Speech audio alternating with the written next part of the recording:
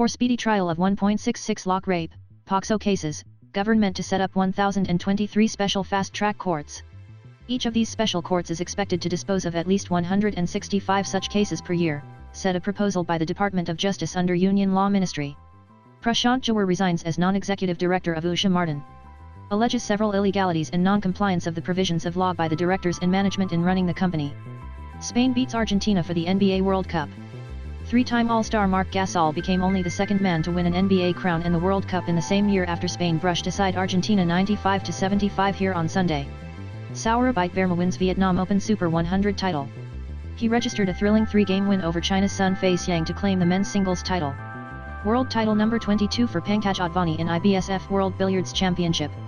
The 34-year-old has brought home a world trophy every year ever since returning from a professional stint in the UK in 2014. Thank you for watching.